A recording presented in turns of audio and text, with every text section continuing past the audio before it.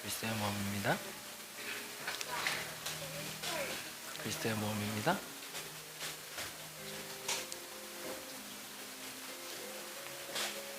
그리스도의 몸입니다.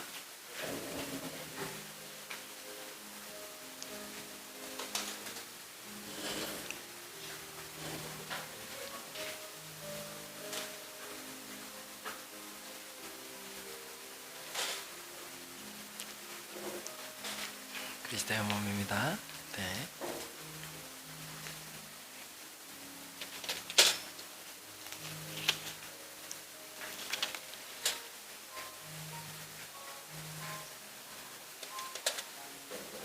우리 함께 주기도문 합니다. 하늘에 계신 우리 아버지여, 이름이 거룩히 여김을 받으시오며 나라의 마옵시며 뜻이 하늘에서 이룬 것 같이 땅에서도 이루어지이다. 오늘날 우리에게 일용할 양식을 주옵시고 죄진 자를 사하여 준 것 같이 우리의 죄를 사하여 주옵시고 우리를 시험에 들게 하지 마옵시고 다만 악에서 구하옵소서. 대개 나라와 권세와 영광이 아버지께 영원히 있사옵나이다. 아멘.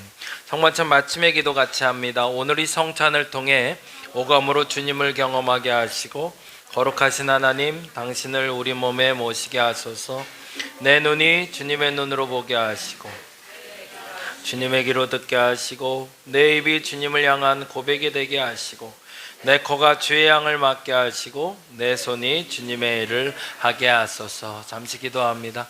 하나님, 부활을 믿는 믿음을 허락하여 주옵소서. 예수께서 십자가에 달려 돌아가시고 3일 만에 부활하셔서 우리를 죄에서 사해 주시며 또한 그 어떤 역경도 어떤 고난도 이겨낼 힘을 주신 줄 믿사오니 그 믿음으로 살아가는 우리 주의 백성들 되게 하여 주시며 하나님의 사람들 되게 하여 주시옵소서.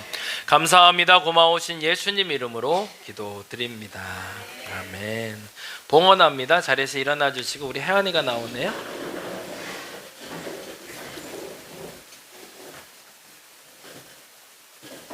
예, 잠시 기도하겠습니다. 하나님, 우리 혜안이가 키가 자라듯이 지혜가 자라게 하시고 마음이 자라게 하여 주옵소서. 어디서나 사랑받을 수 있는 하나님의 사람이 되게 하여 주시고 쓸만한 제목이 되게 하여 주시옵소서. 우리 혜안이의 손을 통해서 귀한 예물 주께 올려드립니다. 하나님, 드려진 예물 속에 마음이 있사오니 저들의 가정에 물질이 마르지 않게 하시며 물질이 힘이 되게 하여 주시며 능력이 되게 하여 주옵소서. 각 가정에 뿌려지는 모든 은혜의 씨앗들이 잘 걷어지게 하시고 또한 드려진 이 예물이 하나님 나라에 잘 쓰여지게 하여 주시옵소서. 감사합니다. 고마우신 예수님 이름으로 기도드립니다. 자리에 앉아주시기 바랍니다. 하반기 기도 제목 오늘까지 내주셔야 되는데요.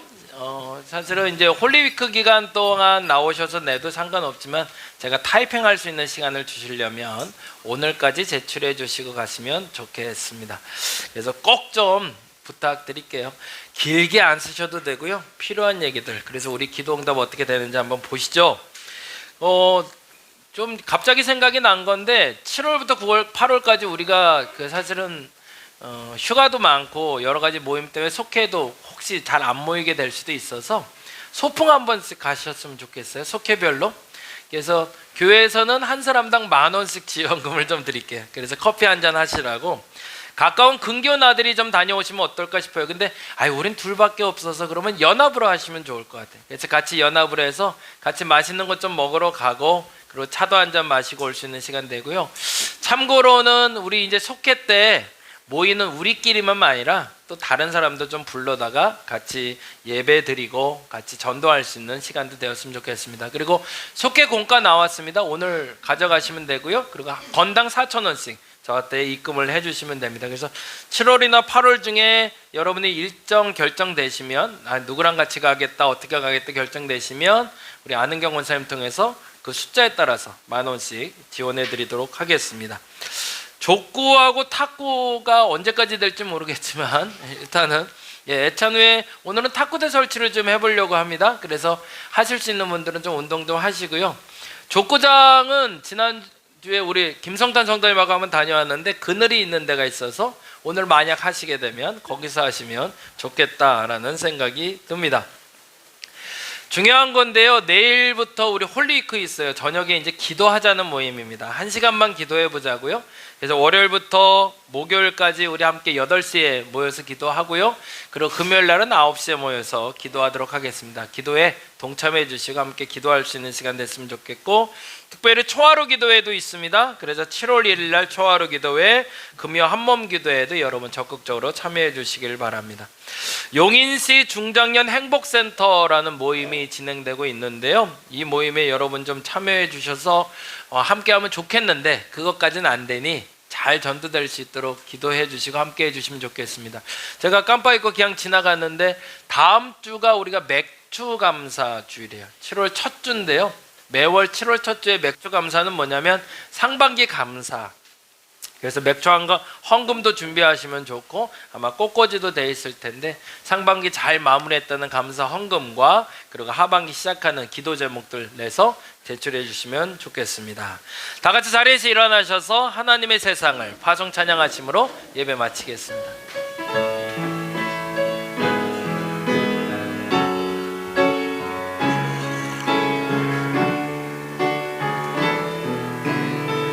하나님이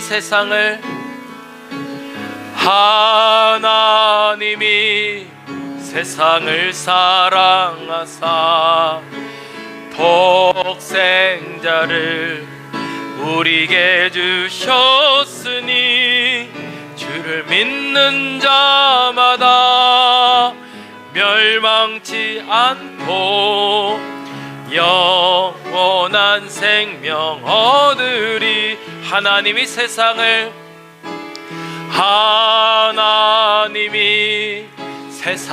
사랑하사 독생자를 우리에게 주셨으니 주를 믿는 자마다 멸망치 않고 영원한 생명 얻으리. 할렐루야 할렐루야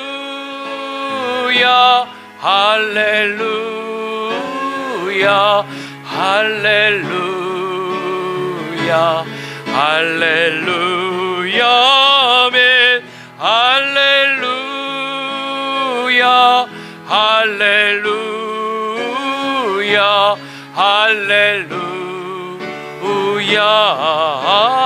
할렐루야 할렐루야 할렐루야 할렐루야 할렐루야 할렐루야 아멘. 할렐루야 할렐루야 할렐루야 아멘. 이제는 우리 주 예수 그리스도의 은혜와 아버지 하나님의 극진하신 사랑하심과 성령님의 감화 감동 교통 역사하심이 부활의 신앙으로 죄에서 자유함도 얻고 나의 모든 문제 앞에서 진정한 자유함을 얻으며 선포하고 나아가길 원하는 저들에게 지금부터 영원토록 함께 하옵시기를 간절히 축원하옵나이다. 믿음을 주소서. 부활의 믿음을 내게 허락하여 주옵소서. 능치 못할 것이 없다, 할 수 있다 하시니 창조의 하나님, 전능의 하나님을 믿는 그 믿음을 주소서. 어떤 어려움도 어떤 환난도 이겨낼 수 있는 믿음을 주소서. 승리하게 하소서. 능력 덧입게 하여 주옵소서. 그래서 오늘도 이겨내게 하여 주시옵소서. 이겨낼 힘이 되어 주옵소서. 이겨낼 능력 되어 주옵소서. 주님 믿고 나아가오니 함께하여 주시옵소서. 하나님께 영광의 박수 돌리겠습니다. 공동체를 위한 애창 기도만 하시고 함께 음식 나눕니다. 사랑의 주님, 분주함 속에서도 음식을 준비한 손길과 함께 하시고 그들의 기도에 응답하시며 필요와 소망을 채워 주옵소서. 무엇보다 지금도 양식이 없어 고통당하는 이들을 기억하게 하시고 이 식탁을 위해 수고한 농부들의 정성과 수고를 늘 잊지 않게 하소서. 예수 그리스도의 이름으로 감사하며 기도합니다. 아멘. 맛있게 드세요.